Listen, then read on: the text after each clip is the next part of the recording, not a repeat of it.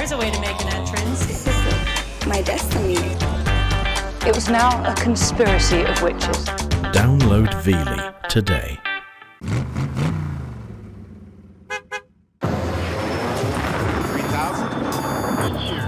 We're not getting any oxygen. We have the terrain alarm. Even for our Aero Crew 603. We are in an emergency.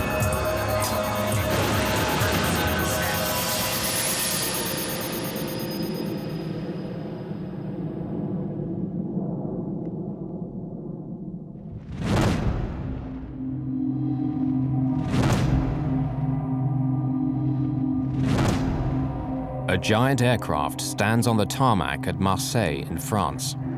It's been taken over by hijackers who are preparing the worst terrorist atrocity the world has so far seen.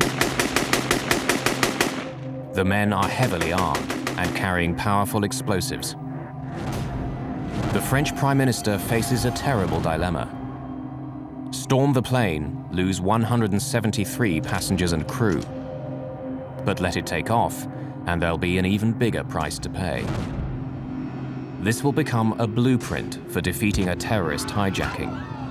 With eyewitness testimony and video recordings, this is the inside story of the hijacking the world forgot.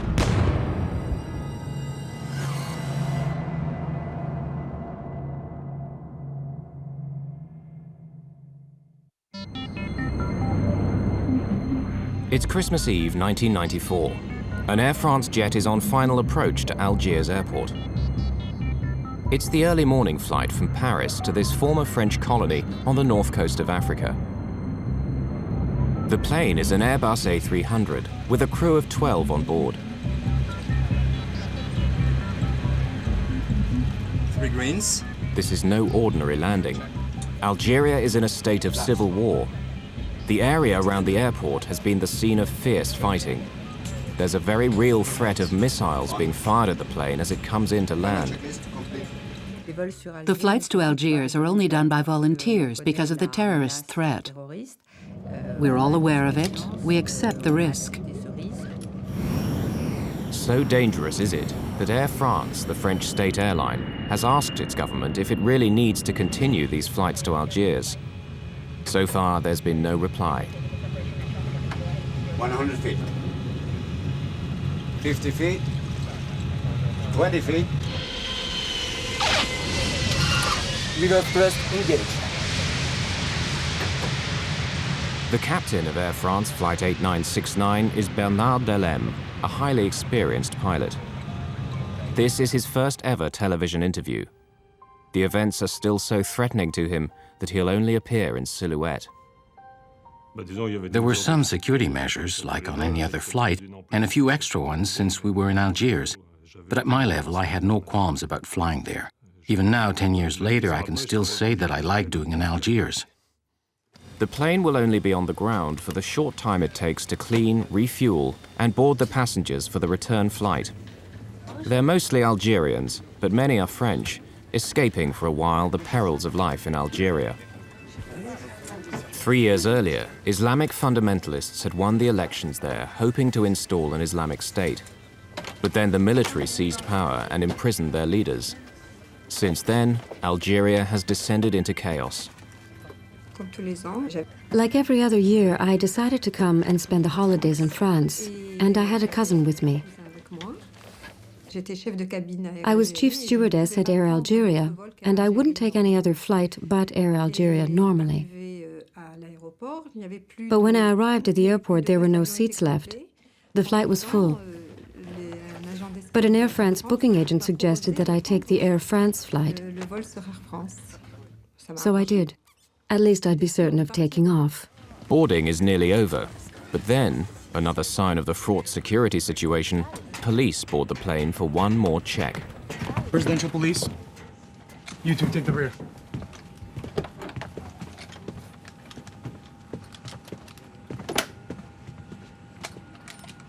Police, nobody move, please. Presidential police, we're carrying out an identity check. All right. No, you stay here, we'll handle it. It'd be best if I made an announcement. Okay, go ahead.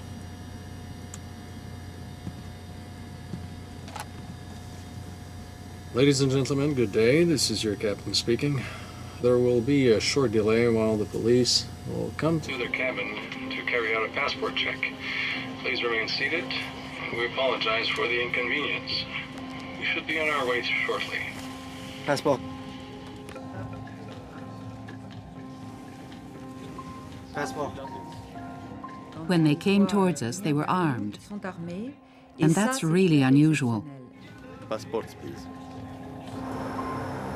This unauthorized delay to Flight 8969 is making the military suspicious.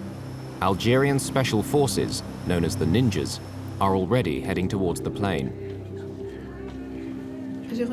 I looked outside and I could see the ninjas out there, the Algerian special forces.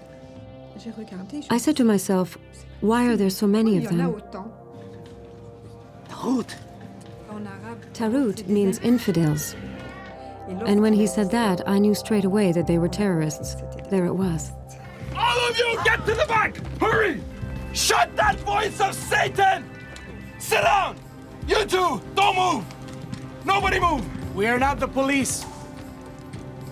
We are Mujahideen. The men are not police, but terrorists. They belong to a violent group of Muslim extremists. They aim to force an Islamic State on Algeria, no matter what it takes. And seizing the plane is part of that plan. Inshallah! When that happened, it was like a rock falling. Like lead. I don't know which. It was horrifying. Look at this! This is a very powerful bomb! There are others just like it! Ready for a great fireworks show in the sky! We are the Mujahideen of the people! God has chosen us to die, and you to die with us! The leader, 25-year-old Abdullah Yahya, is a notorious killer. There is nothing to fear! God awaits us all in his heavenly paradise!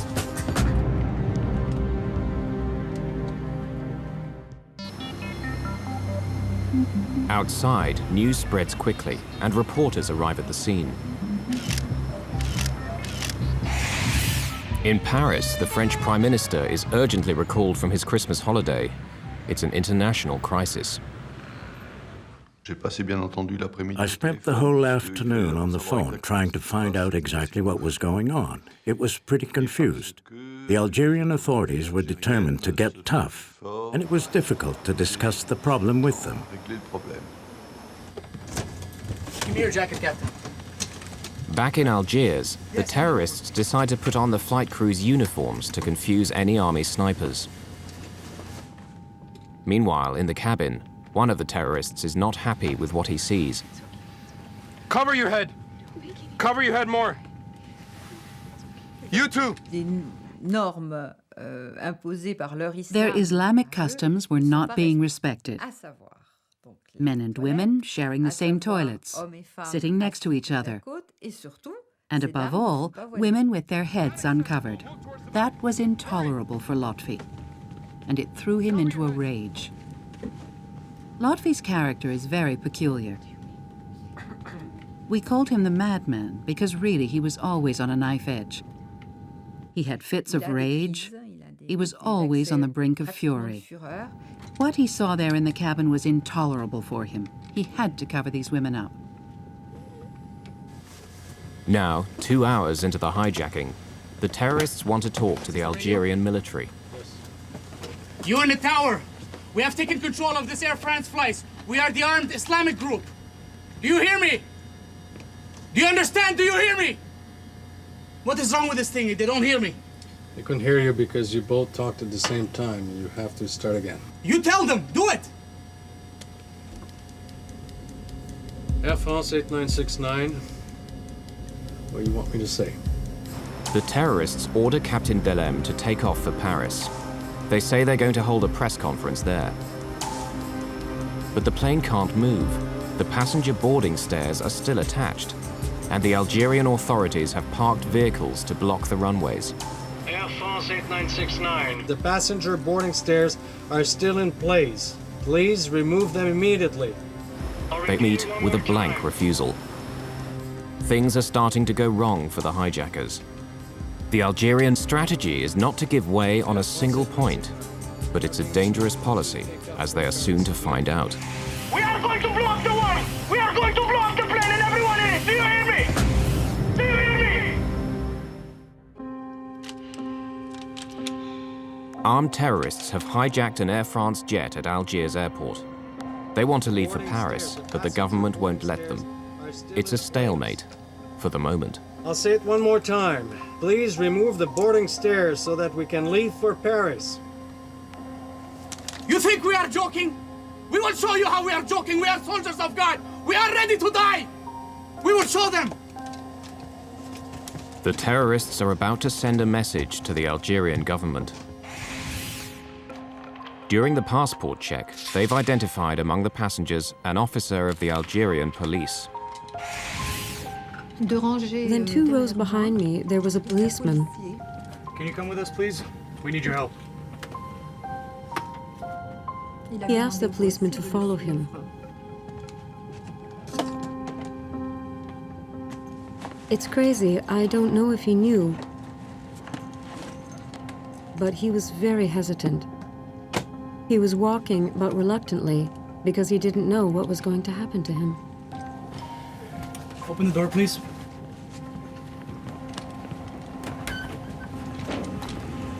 So please take our message to the government.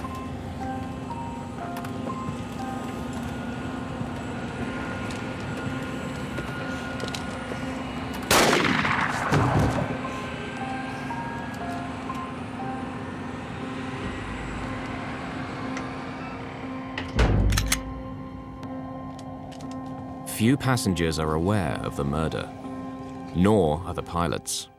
The first contact we were allowed with the cabin was when a stewardess was allowed into the cockpit to see if we wanted anything. I said, we'd like a glass of water, because it was hard to swallow, as you can imagine. Our throats were very dry. Just then, she whispered to me, they've already killed a passenger. I was dumbfounded because we had no idea. We'd heard nothing. But the passengers are growing more concerned about what's going on outside. There are signs that the Algerian Special Forces are preparing for an armed assault. The biggest worry that we all had was that the ninjas, the Algerian Special Forces, would attack the plane. Things were going on inside the plane, sure, but anything that would come from the outside would upset things, and that scared us. As French Interior Minister at the time, Charles Pasqua knows exactly how the ninjas operate. They were trained by us. We were taking a considerable risk by letting this plane stay in Algiers, because we knew that although the Algerian forces were perfectly capable of ending the siege, it would have ended in a bloodbath. The Algerian military maintained their hard line, so the terrorists are about to raise the stakes again. Another passenger must die. When they came for the second passenger, we knew things were going wrong. This passenger, he was different. He was Vietnamese, a diplomat. He was the real foreigner on this plane. This passenger was not cowed by their terror, and that must have bothered them. The Vietnamese diplomat believes that as an outsider, he's being released.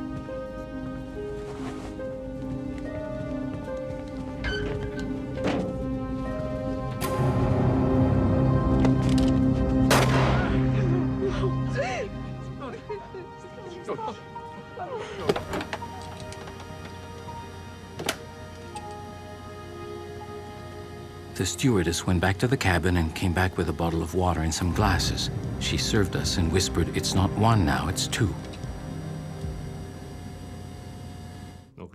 Immediately, I realized that we had really hit the jackpot. As the hours go by, the crew and passengers begin to recognize the different personalities of the 4 men.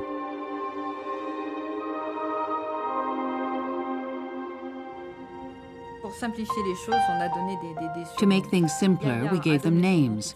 Yaya gave us his name straight away, so that was easy. He was in charge. He looked a little bit like a student. He was friendly enough, very calm. except when he flew into a rage, and then he would act like a gangster. Lotfi, the madman, was the one who insisted we follow their laws, the one who was the most fanatic, the most fundamentalist. He'd already been in prison and been tortured. He had a hatred of the government, and he had a very short fuse. He was the dangerous one, the real psychopath. The third one didn't have a name. We called him Bill. He was a little bit simple. You wondered what he was doing there, and you could see him wondering the same thing. It was an error in casting. He was more of a goat herd than a terrorist. Then, finally, there was the killer. It was he who did the shooting, and who cleaned his gun afterwards without any remorse or feeling. I wonder if he knew what he was doing. The killer in the group is becoming increasingly bizarre. The tallest one, the killer, when we passed each other on the plane, he would take me by the neck and kiss me on the forehead. And later on, the meaning of this was more or less confirmed to me. People told me that this could be seen as the kiss of death. Finally, Morin plucks up enough courage to voice his fears. Can I say something? I want to ask you a favor.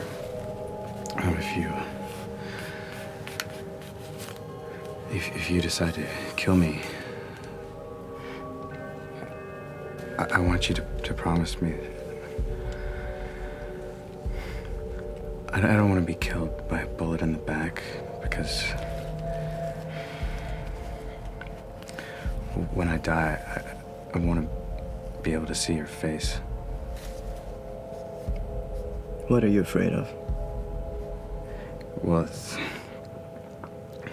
impossible not to be afraid with what's going on the plane.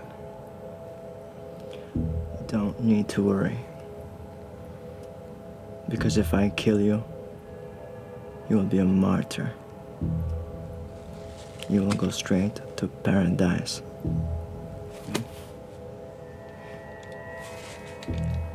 I can tell you that it didn't make me feel any better. In Algiers, it's stalemate. Neither side is giving way. In Paris, the French leaders are frustrated. They believe their own special forces could bring the hijacking to a safe end. But the Algerians refuse to let foreign troops in to sort out an Algerian problem. I asked the Algerian authorities extremely forcefully and urgently to let the plane take off, because I considered that it was a French plane belonging to Air France, which, although it had on board a majority of Algerians, had dozens of French there too. So it was for us to solve the problem.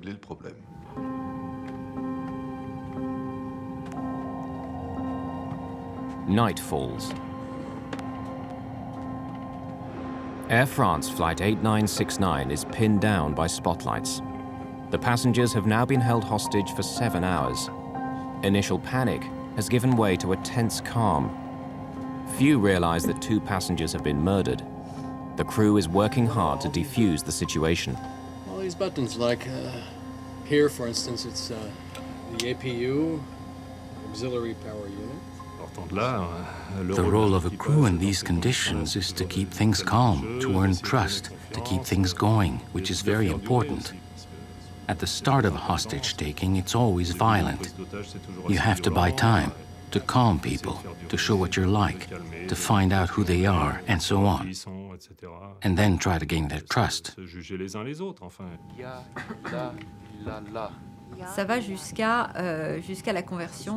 There was the conversion to Islam of 2 stewardesses, of whom I was one. It was a request from the terrorists. I don't have any disrespect for believers, but if it could help calm the terrorists down, then I didn't have any problem faking a conversion. We are going to blow up the world! We are going to blow up the plane and everyone in it! Do you hear me? Do you hear me? Through the night, the threats and ultimatums continue. But the Algerian government will not give in. It's a battle of wills. At one point, it was quite calm. I made a tour of the cabin about 2 in the morning.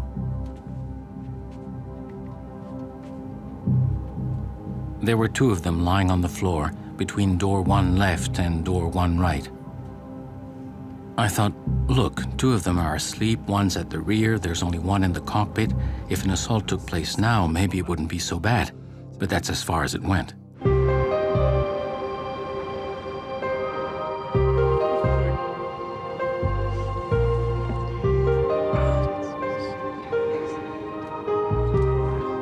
After a restless night, the passengers wake up. It's Christmas morning. It was a marvelous gesture. There was one person we called Father Christmas because he said, "You've worked hard enough, now it's my turn." And he took round all the bottles of water and glasses to the passengers. The passengers joined in. That's to say, they tried to eat something, to do normal things, to make the atmosphere a little bit more normal and a little less stressful than it really was. It was the waiting, because in reality, we could do nothing but wait. During the night, the French government has decided to send its special forces to the island of Majorca, as close to Algeria as possible without being accused of interfering. Colonel Denis Favier was then a major in charge of the French counter-terrorist unit, the GIGN. Since the hijacking, it's feared that terrorists have put a price on his head, and he doesn't want his face to be seen. The decision was taken to send GIGN to Majorca. An Air France aircraft was put at our disposal, identical in every respect to the hijacked aircraft, as well as an experienced crew who knew the technical side, all the details of the plane. En route to Majorca, Major Favier's men have familiarized themselves with every detail of the A300 Airbus, in the expectation that they will get the chance to attack the plane. Back in Algiers, the terrorists released some passengers, mainly women with young children or people with serious medical conditions. But there are still over 170 people on board, a handful for the 4 young terrorists. And the passengers are not who they thought they would be. I don't know how the terrorists organized their business. They certainly put a lot of thought into it. They obviously wanted to seize a symbol of France, and Air France is a national symbol. But perhaps they didn't realize that in an Air France plane at Algiers, most of the passengers would be Algerians. 138 of the passengers are Algerian citizens. The terrorists offer to release them, leaving only the French nationals on board. A gruesome indication, perhaps, of their final plan. However, the Algerian passengers refuse to leave. It's true that in Algiers they were going to free some of the passengers, and they refused to get off. I think that one of them said, "If we leave, then afterwards they're going to kill the crew, so I'm going to stay." I think that this man was sincere. I can't explain it, but it was the truth. The Algerian government has another trick up its sleeve. They've managed to identify the terrorist leader, Yahya, and bring his mother to the microphone to try to weaken her son's resolve. Ma! Ma! I love you, but I love God more! The Algerian government's tactic misfires. It sends Yahya into a boiling rage. They went and got my mother. Can you imagine that? My mother! They went and dragged my mother over here! How many French are back there? One man and woman. Go get the man. What do they think they're playing at? What do they think they're doing?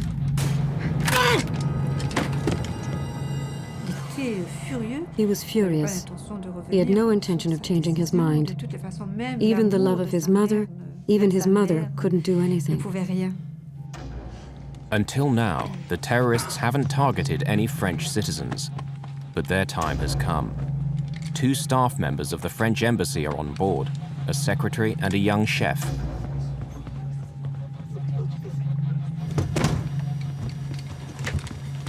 Okay, now we will teach you how to play games with us. Are you listening to me? You tell them that if they don't let the plane take off, we will kill every single passenger one by one. Tell them. My name is Yannick Beunier. I work at the embassy. They're threatening to kill us. If you do nothing, they'll start the executions. You've got to do something, and quickly. Quick as you can. We care nothing for you. We are soldiers of God. We'll kill him and we'll throw him outside the door. You can come and pick him up. Get me a magazine. He was terrified, Yannick. He was looking at me, but he was terrified. Was he pleading with me to help him? Was he? You two, we better off going back to your places. Go!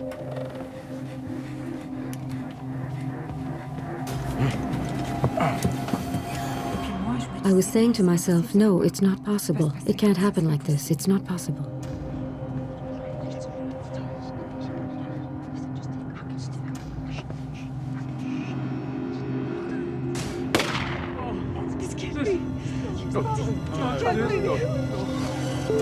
The door-open warning light confirms that the terrorists have carried out their threat. Air France 8969. You happy now? See what you get when you play tough. On a assisté à distance. We witnessed at a distance the execution of this man. C'est quelque chose qui a été qu'on avait vécu. It was something we lived through with great emotion in Paris, because we were patched into the conversations between the plane and the control tower. The French government can no longer stand by and do nothing. Prime Minister Balladur gets on the phone and threatens his Algerian counterpart.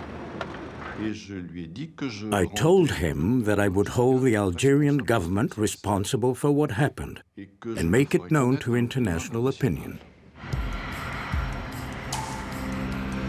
Balladur's threat works. The Algerian president caves in. Finally, after 39 hours of terror, Flight 8969 can leave for France. Just then, there it was. We could leave. In the plane, there was a joy you could not imagine. And really, this impression that that was it. We'd succeeded. We had all succeeded, and we were going to be saved. We were leaving Algiers. But there's a problem. All the time they've been on the ground, the captain has kept the auxiliary power unit running. It's a small jet engine in the tail of the plane which keeps the power supply going. It uses around 4 tons of fuel a day. Now there isn't enough to reach Paris. Only Marseille on the southern coast of France. Navigation lights. On. Air conditioning packs. Flight 8969 prepares to take off. The crew are relieved to be going home. Both they and the passengers believe that whatever the future holds, it can't be as bad as what they're leaving behind. They don't realize the horror that awaits them.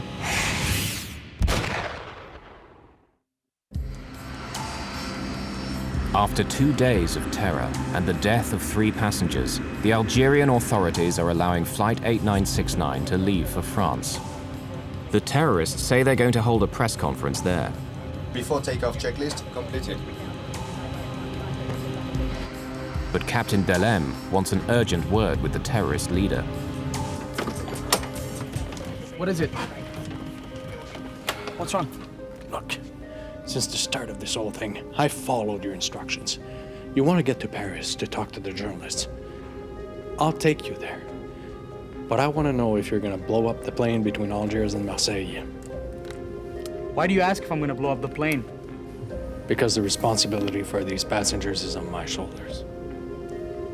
No, there's nothing to worry about for you or the passengers. We fly to Marseille, like you said, refuel the tanks, and then we go to Paris. I give you my word.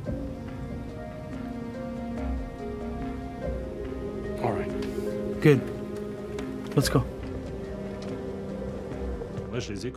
Me, I believed them when they told me that the plane would not be blown up between Algiers and Marseille. I don't know if they would have given me the same answer between Marseille and Paris. When someone's got explosives, they're not for making a birthday cake.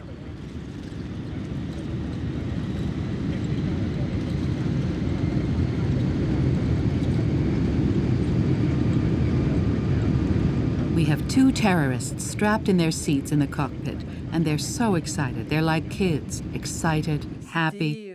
What's more, they'd succeeded. At 3:30 in the morning on the 26th of December, the plane approaches Marseille airport. They're unaware that Major Denis Favier and his French special forces have got there ahead of them from Mallorca and are now planning a showdown. Normally you arrive on ground that's held by the enemy, but here it's the enemy who's going to arrive on ground where you are in total control. And that's a key element in the success of the operation. 50 feet. 20 feet. For the terrorists, it's the magic moment. We are landing in France. We'll get fuel. We'll get provisions to take off again and go to Paris, because that's the objective. The airport is very dark. There are the lights of the plane and the little car, the Follow Me car, which we follow, and we do not go to the terminal. The plane is being deliberately led away to a remote corner of the airfield. Tension is very high because the French government has received some alarming news. While the plane was flying towards France, we received other information, according to which the terrorists planned to use the plane to carry out an attack on Paris.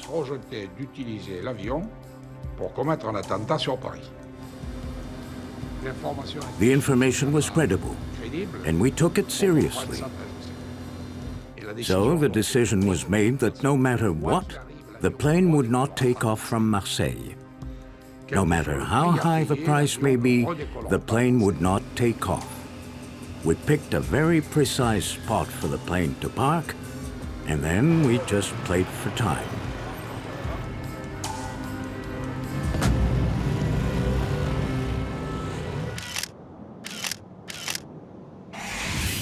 The French tactics will now be dictated by Major Favier. His plan is to wear the terrorists down. Whilst always appearing conciliatory, the French will spin out negotiations as long as possible.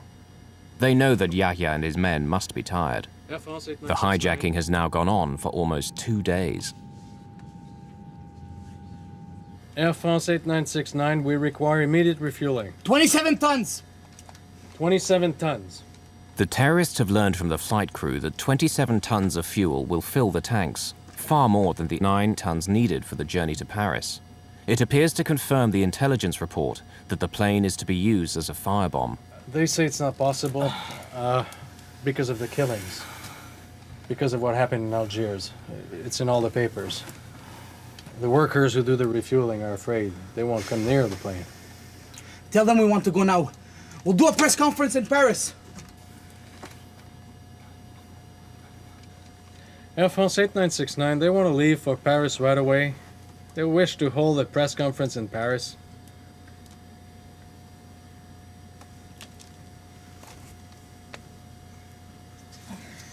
You say, why go to Paris while all the international press has come here to Marseille? They're all here. Why do a press conference in Paris? There's no point. We can do it here on the plane. Major Favier has baited the hook. Will Yahya bite? Tell them we want CNN. Tell them we want CNN. Air France 8969, they want to speak to CNN. The terrorists agree to a press conference aboard the plane, little realizing that it's all part of a clever plan.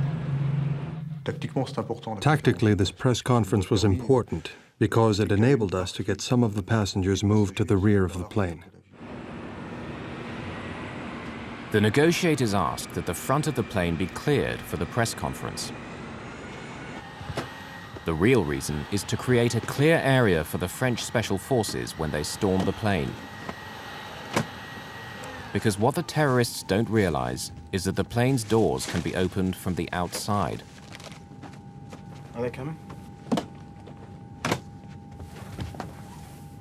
No, not yet. By now, the plane has been sitting on Marseille's taxiway for 12 hours. The French Special Forces know how many terrorists there are and where they are. It's believed the French Special Forces planted microphones on the fuselage of the plane. Now they're waiting for the sun to go down to take advantage of the dark. On the plane, they know nothing of this. They're still waiting for the press to arrive. Tower 8969. Everything's ready here. You can send the press now.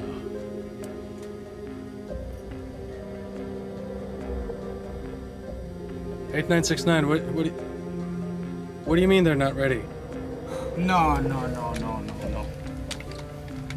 You said they were ready over an hour ago and you were going to get them. Come on, there's not much time left. There must be hundreds of journalists there. This will be the biggest scoop of their careers. They're up to something. We can't stay here. I assure you, it's... Captain, move the plane over there. I promise you, we'll be... Captain, move it right now. Do it. Move the plane over there where the other ones are. We'll be fine. I promise. Move the planes! Go over there where the other ones are! Do it! Do it! Let's go. Start engines. Suddenly, all Colonel Favier's plans are in disarray. Yahya, the terrorist leader, now has the initiative. Tactically for us, the situation was very bad. Our positions were based on the plane being parked at point A, and all of a sudden it's at point B. So we have to reorganize very quickly. Captain Delem is forced to park right at the foot of the tower, close to the terminal and other flights. If they blow up the plane now, the casualties could be enormous. Tell them it's too late now! There won't be a press conference. It's too late. It should have been done. Tell them to fill the tanks. We're leaving. They have until 5 o'clock. At 5 o'clock, we're taking off. Tell them, Captain, do it. I've had it. Do it. Air France 8969. Major Favier is having his men picked up as fast as possible to move to new positions. He puts snipers on the terminal roof, where they'll have a view of the cockpit. He only has a few minutes to set up his emergency plan, a cavalry charge of passenger boarding stairs. 3 air stairs and 30 men.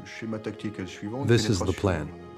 Penetrate by the 2 rear doors, with 2 teams of 11 men each at the rear right and rear left doors, and then a penetration by a smaller team of 8 men at the front right door to gain control of the cockpit, since we know that the terrorist leader is in the cockpit.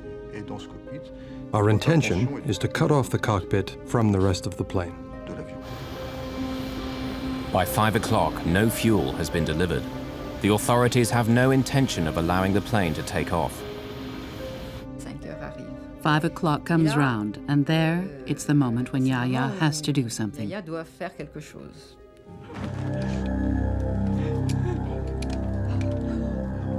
Yahya enters the cabin to choose his 4th victim, but he seems reluctant.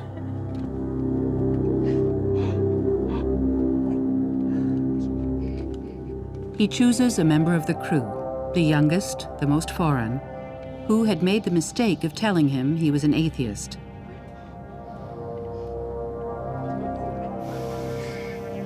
I don't want to do this. But I got no choice.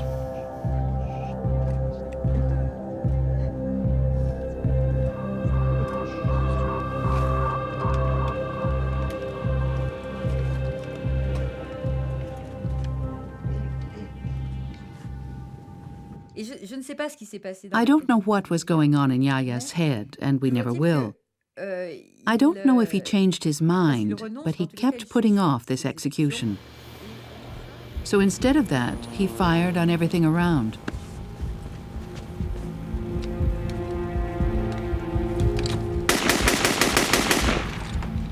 The hijackers know they are in the endgame. But then they discovered there was a public address and they started reciting verses from the Quran. It was very difficult because it was the prayers for the dead. We had to prepare ourselves for death.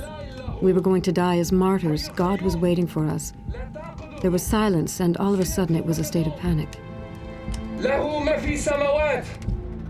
The terrorists know the French negotiators are in the control tower. They decide to send them a message.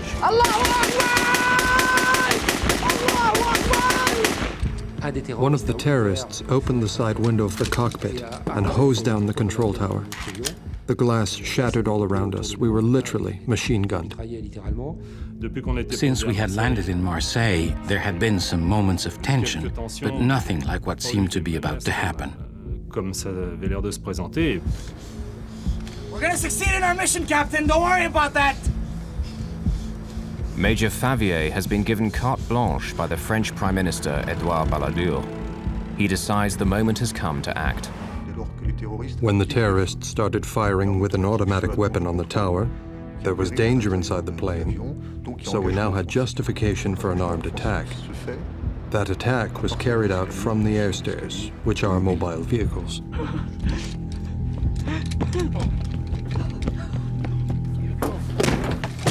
They're coming! The Taru are coming! At that moment, everybody understood, them and us, that it was the beginning of the assault. The cavalry charge is underway. This is actual footage of the attack.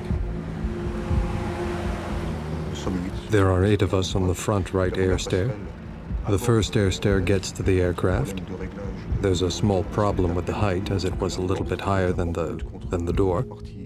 The door hits the top of the air stair, a slight step back, the door opens, the air stair touches the plane, and the group goes in. Then it's the apocalypse. Get down! Get down! And then the group that has gone in comes under a deluge of fire from the terrorists who shoot at everyone who enters, an extremely murderous fire. There's not a moment's doubt about the nature of this gunfire. They are shooting to kill. At the rear of the plane, the other 2 squads of Favier's men enter. So I hear, hands on your head, don't move, hide, get down as low as you can. I just wished to escape. The situation we were in was extremely violent, so I pulled the overcoat I had over my head so I wouldn't see the tracer bullets whizzing past, nor what was going on around. Hundreds of bullets are whistling through the cabin. Grenades are exploding. There's smoke and confusion everywhere. I was in a rather bad spot, so I tried to make myself as small as possible. You stop breathing, and you imagine that you're hard enough to stop the bullets. The snipers on the terminal roof can see the terrorists in the cockpit, but frustratingly can't get a clear shot. The co-pilot is blocking their view. But that problem is about to be solved.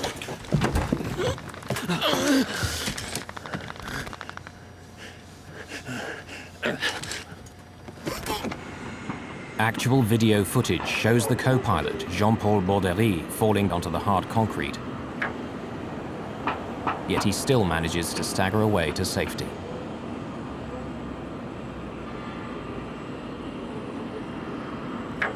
It gives the snipers the chance they've been waiting for.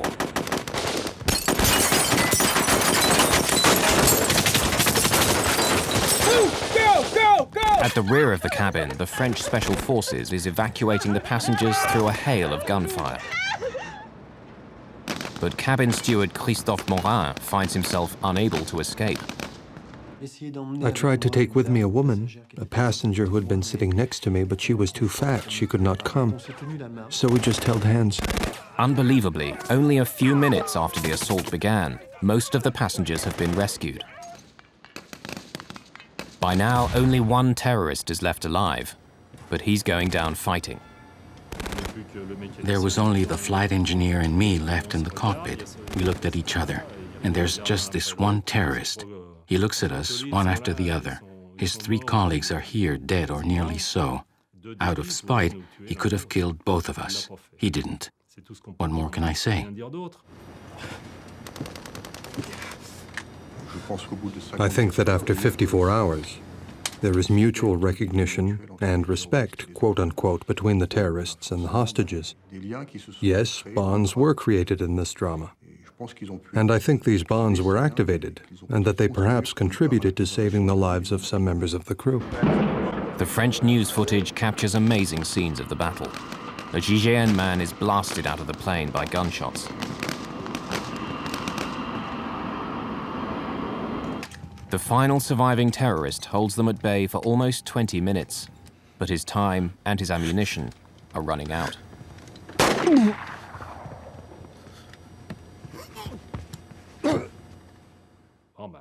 The flight engineer and I looked at each other.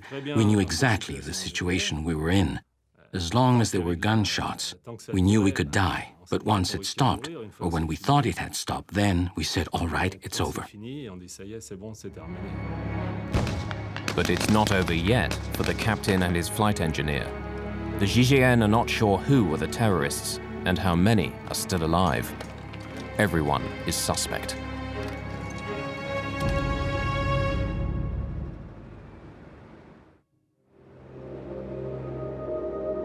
The battle around the cockpit has been so fierce that everyone believes the flight crew are dead. The French special forces suspect that any survivors may be terrorists in disguise. The flight engineer is hustled off the plane and handcuffed. Get up! Hands on your head. I'm the captain of the plane. I will get out, but not with my hands on my head. I would never have left the cockpit with my hands on my head. After all I have been through, I would not be punished like a child. When we saw Bernard and Alain come out, we couldn't believe it. Alain was handcuffed and his shirt was covered in blood. He said, I'm deaf, I'm deaf. But we said, yes, but you're alive. We told them, he's our flight engineer, let him go. It was incredible.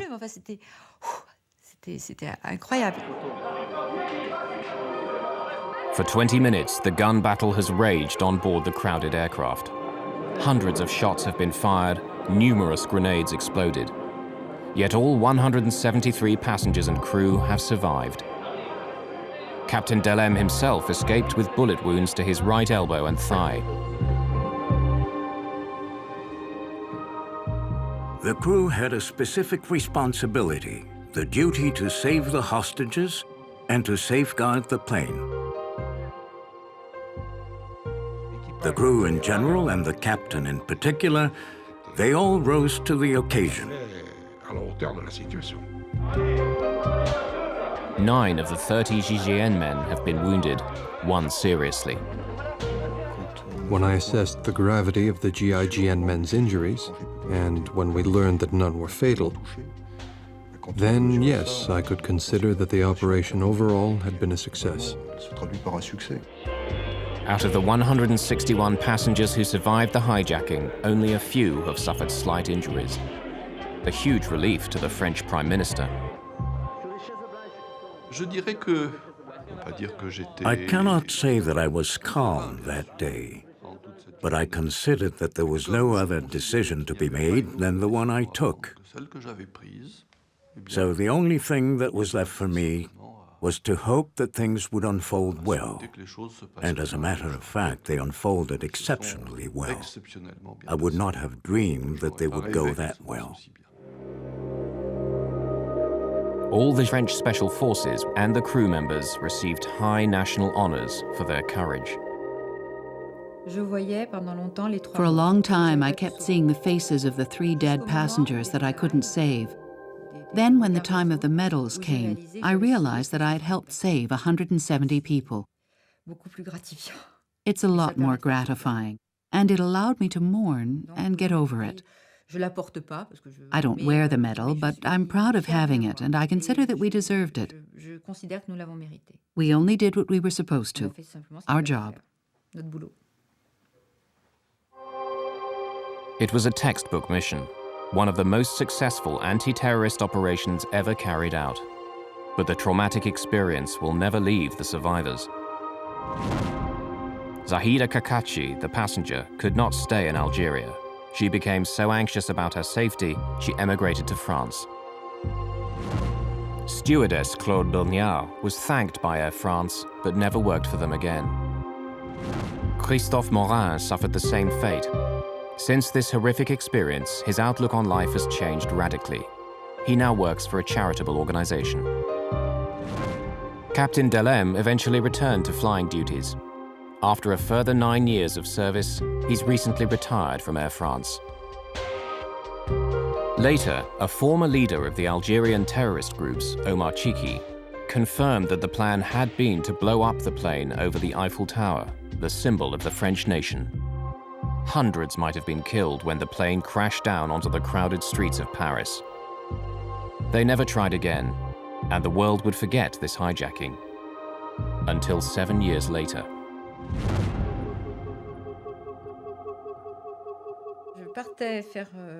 I went to do some shopping and I bumped into a friend who said a plane has crashed into the World Trade Center.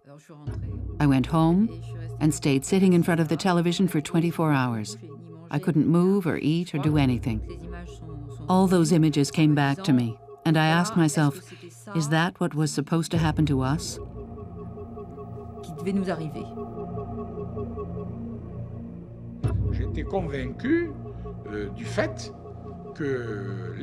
I was convinced that the terrorists wanted to crash the plane over Paris. To them, it would have been a great feat.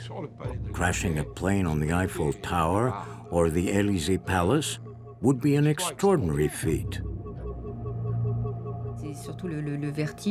Above all, I kept thinking, we had apprentice terrorists, boys who didn't understand very well what they were doing. But voila, they taught everyone a lesson.